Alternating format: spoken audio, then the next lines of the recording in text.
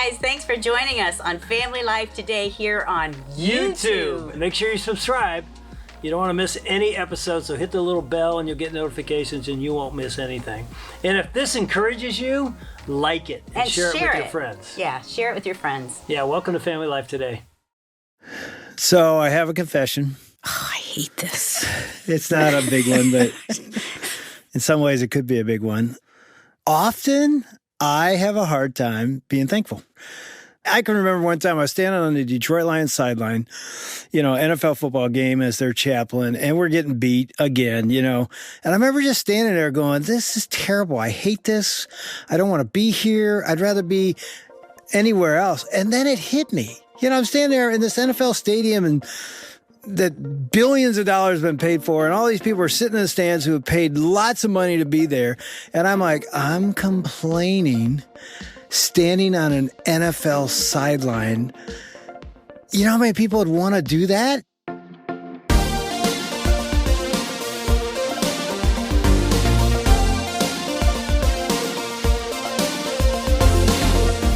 Welcome to Family Life Today, where we want to help you pursue the relationships that matter most. I'm Ann Wilson. And I'm Dave Wilson, and you can find us at FamilyLifeToday.com or on our Family Life app. This is Family Life Today.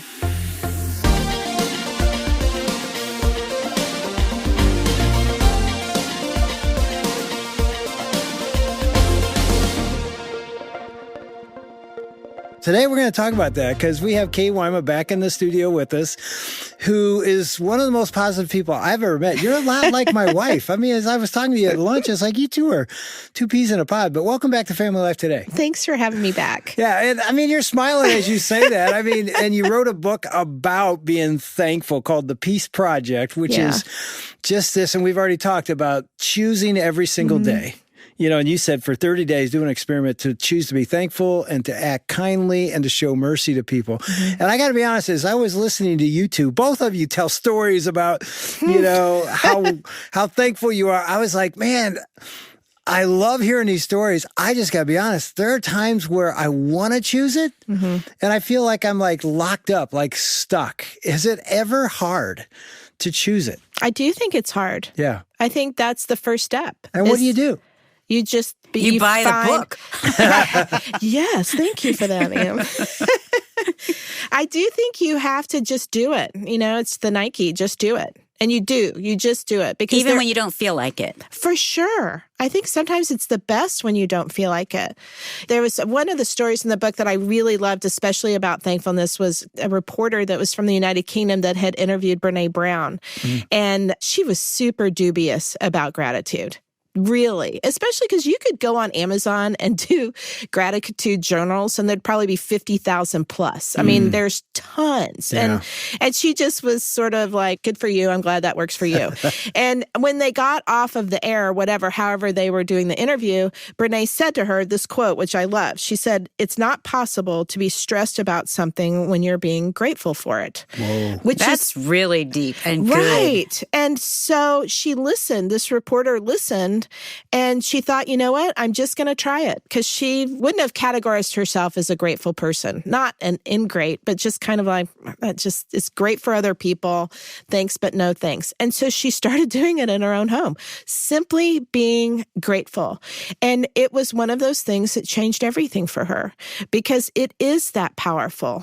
And I think the power that's around it really has the most to do with perspective, which is what happened on the football field. Right. It took you out of a moment that had stuff going on in it. I mean, it isn't great that this football team is losing or whatever. And it's just like, please just get me out of here.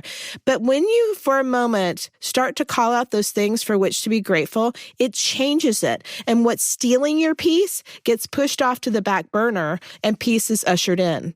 And because no longer is it like, oh, if only, or what if, or comparison usually is when you're not grateful because you're looking at what everybody else has instead of what you have. Right. And those get pushed to the back burner because you're not thinking about that and you're looking at what you have to be grateful for. And I think that's the biggest power about it.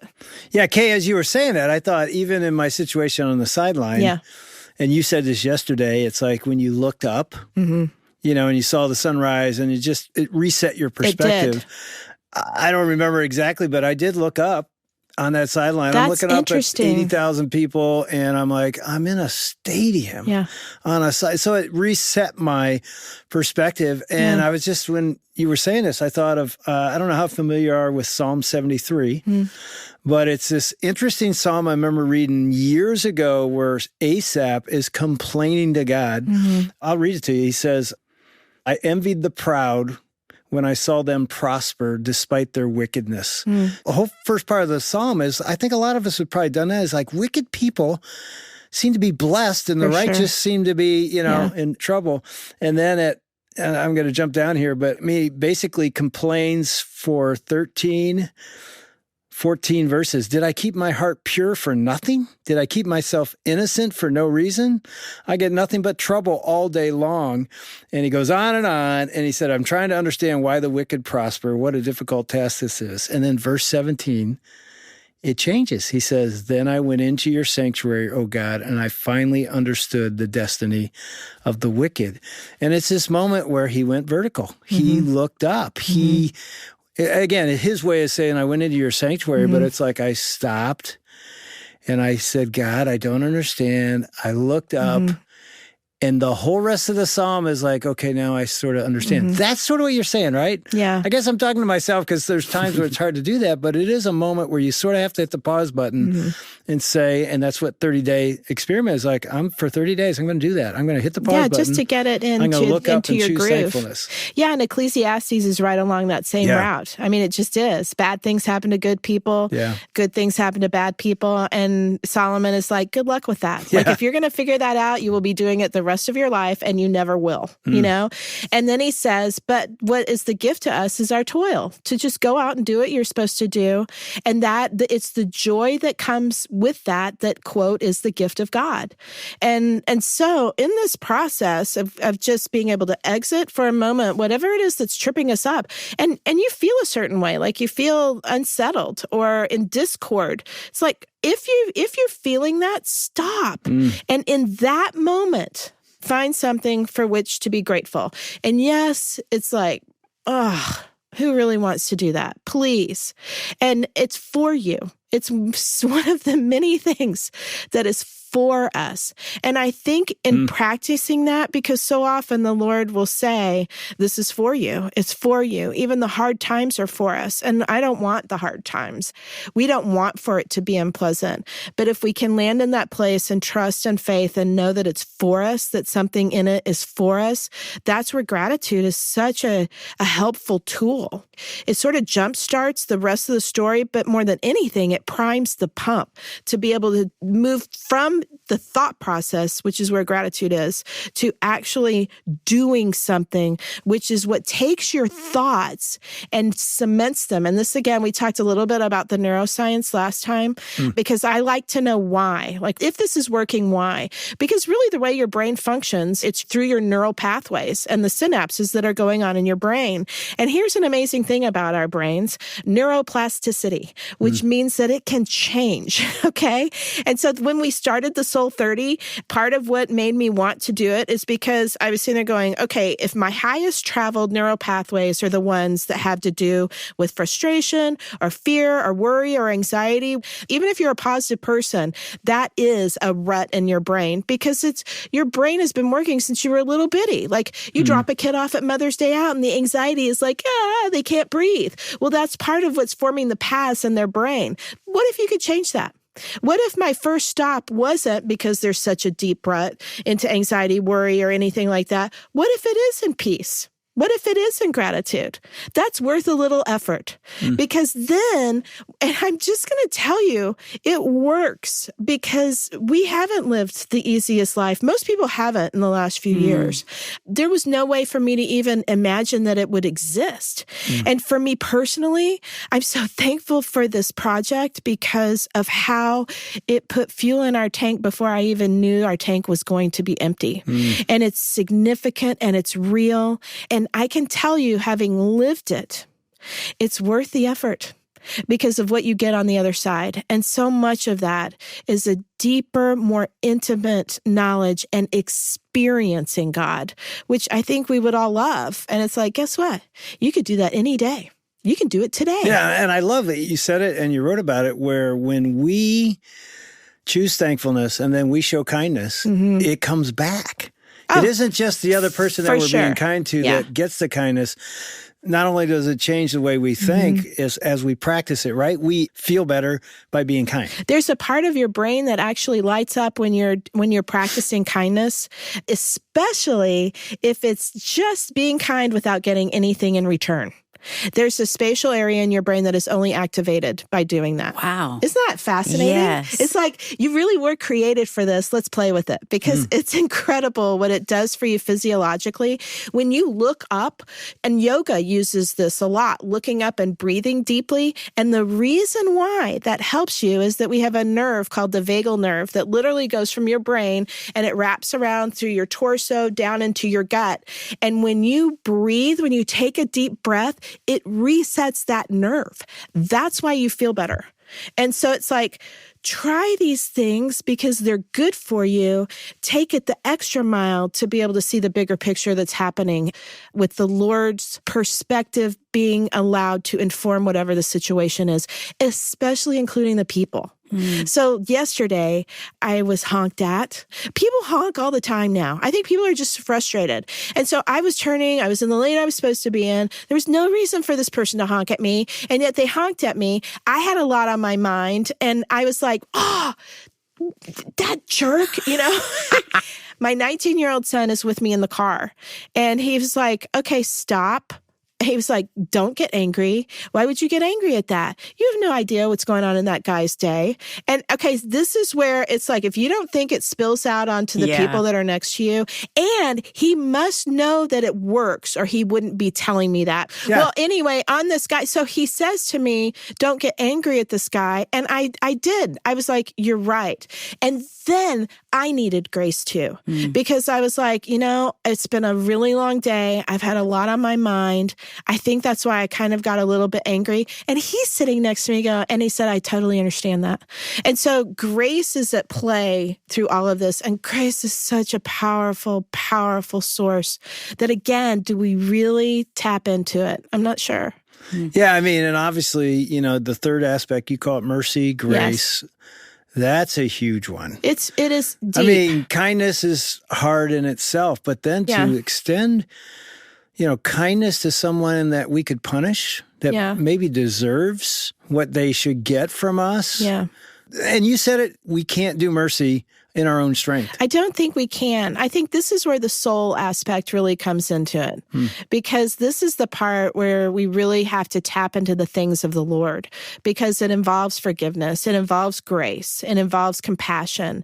It steers clear of things like bitterness, and bitterness is a great example of the antithesis to mercy, because you would have a right to be bitter for something that happened to you that was wrong. Right. And so is letting go of that actually saying it's okay that somebody hurt me? And the answer is no. That's not what it has to do with at all. It has to do with freeing you from that having any hold on you. One of the things, as you talk about mercy, that hit me is at the FamilyLife Weekend to Remember that Ann and I have been teaching at for 33 years. So it's this marriage weekend getaway for couples and even engaged couples. The first time we went, we were engaged. And I'd never heard this concept taught. And I don't know any other marriage conference that teaches this concept. It's from 1 Peter 3, where Peter writes, when you are insulted, instead of insulting back, give a blessing instead. In fact, he says, and you will inherit a blessing. I had never, it was a simple concept. I'd never heard, wait. When somebody insults you, hurts you, says something or does something wrong, instead of hurting them back, which is, it's the way of the world. We applaud people. We go to movies where the bad guy gets what's due him. We stand up and applaud. So it's like in our DNA. But Peter said, no. When you're insulted, bless back. And who does he use as an example? Jesus, who was insulted, he blessed back. That's sort of what you're saying. It's like when, that is the essence of mercy. Blessing somebody, being kind to them, or giving them mercy. Talk about how to do that, because that is not natural for us. It isn't.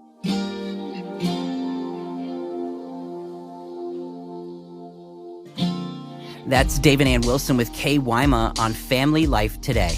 We'll hear Kay's response in just a minute. Now, what if I told you at FamilyLife, we believe God does some of his most amazing work right in ordinary homes? Whether that's a small group Bible study or laughing on the floor with your kids or sharing a meal with your neighbors, the home can be the launching pad for God's work in this world. And if you believe that too, would you help more families experience this by partnering with FamilyLife? All this week, as our thanks for your financial partnership, we want to send you a copy of Kay's book. It's called The Peace Project, a 30-day experiment practicing thankfulness, kindness, and mercy. You can get your copy when you give this week at FamilyLifeToday.com or when you call with your donation at 800-358-6329. That's 800 F as in family, L as in life, and then the word today. All right, now back to Dave and Ann's conversation with Kay Wyma and the sometimes surprisingly difficult task of being kind to those around us.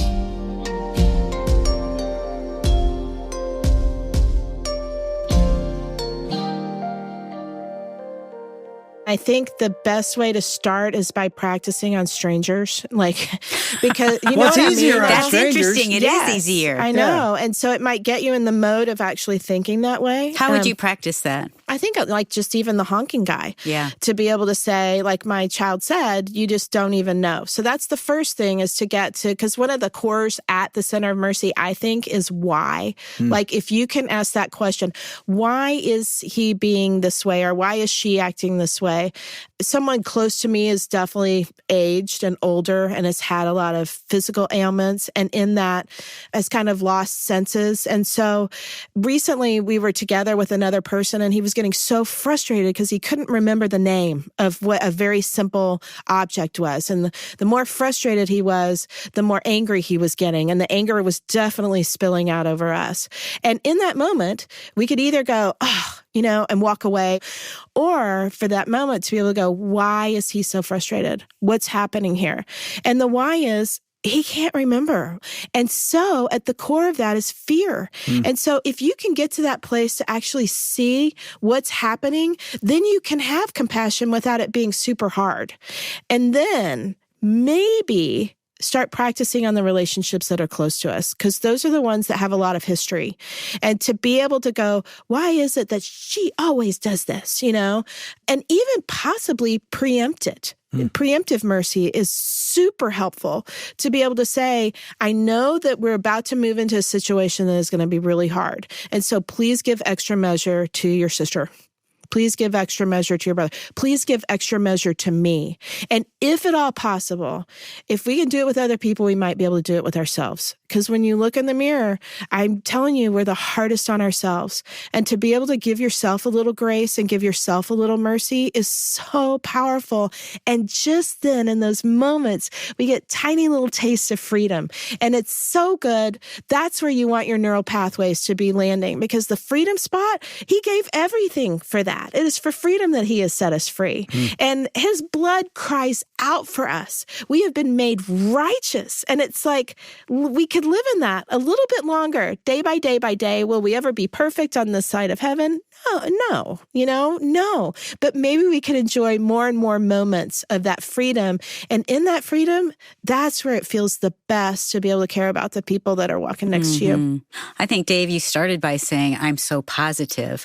But I would say our first 15 years, I wasn't. And Kay, I don't think I had that freedom.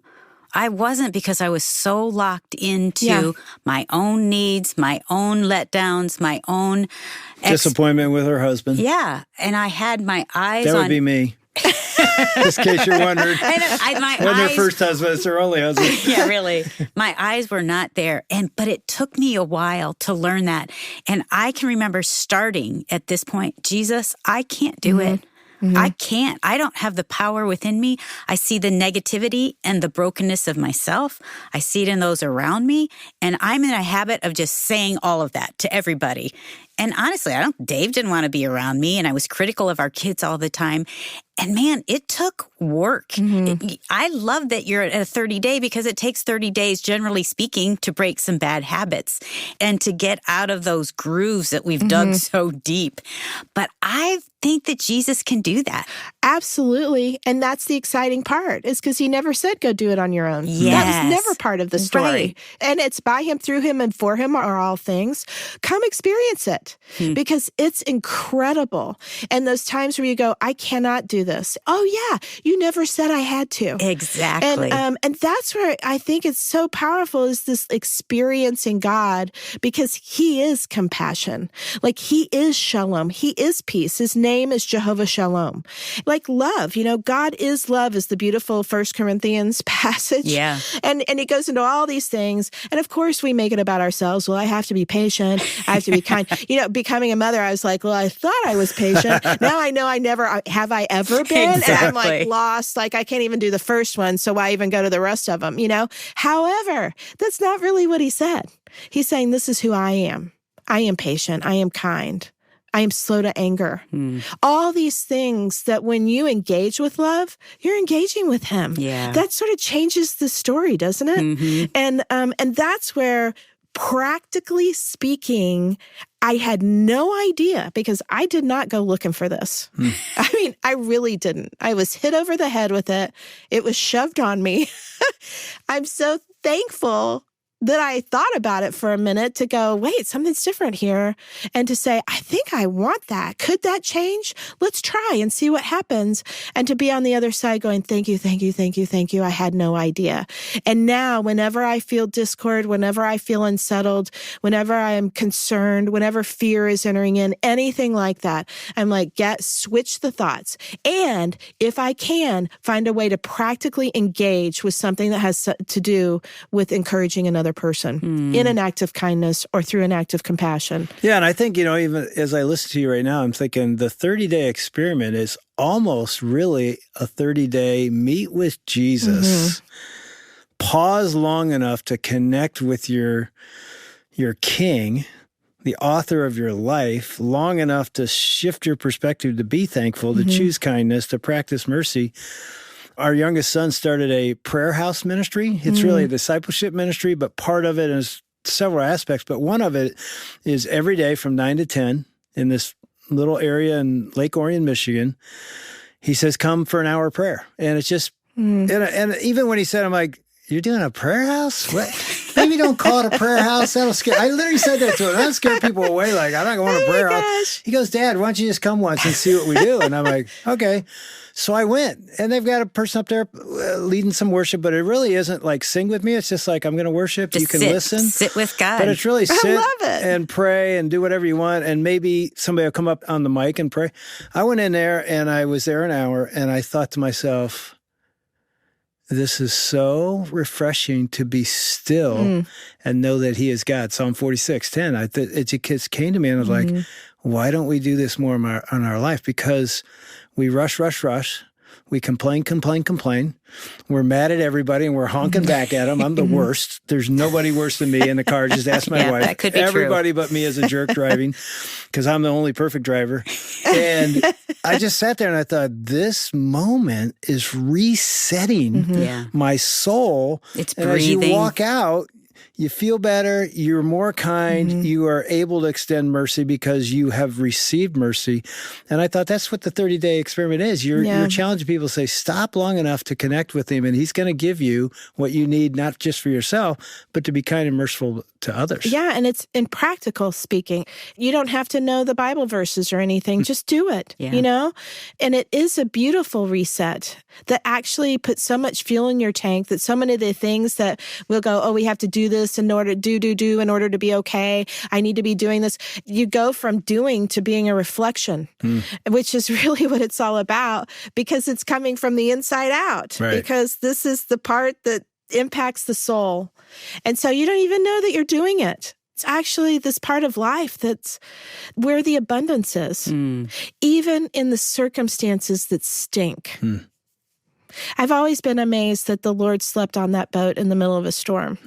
And it was a bad storm because those were seafaring men that knew the Sea of Galilee, and had like been the on back it. of their hand. And if they were freaking out, it was bad. And there was one person asleep. And it was the one that knew they were getting to the other side. And we are tapped into that piece. Yeah.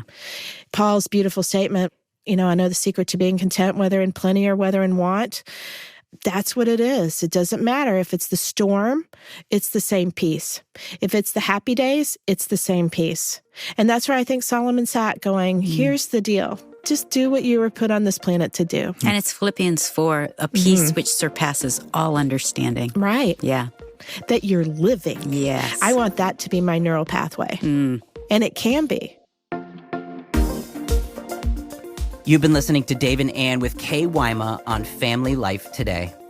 Have you looked at a yearbook lately from when you were like 15? Well, first of all, what were you thinking wearing that? And then second of all, do you remember what life was like back then? It's a time when you can really struggle with figuring out just who you are. And as a parent, it can be pretty tricky knowing how to help. But let me just say, getting a copy of Passport to Identity is a good place to start. It's a chance to get some quality time away together one-on-one. You'll listen together to biblical teaching on what it means to be a young man or a young woman. It's quality time that's just priceless. Today is the second to last day you can get Passport to Identity, Young Men's Edition or Young Women's Edition, for 25% off using the code PASSPORT. Just go to FamilyLifeToday.com or call 800-358-6329. That's 800, F as in family, L as in life, and then the word today. And tomorrow, Dave and Ann Wilson will continue their conversation with Kay Wyma as she unpacks the fact that the worth of others around us is huge. That's coming up tomorrow. On behalf of Dave and Ann Wilson, I'm Shelby Abbott. We'll see you back next time for another edition of Family Life Today.